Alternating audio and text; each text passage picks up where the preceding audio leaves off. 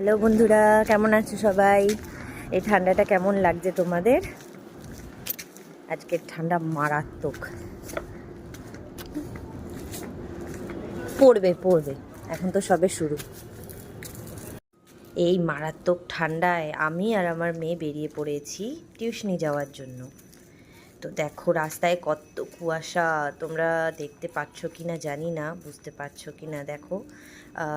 আশেপাশে তো বোঝা যাচ্ছে না, কিন্তু দূরে তাকালে বুঝতে পারবে যে কত কুয়াশা পড়ে আছে চারিদিকে। খুব ঠান্ডা।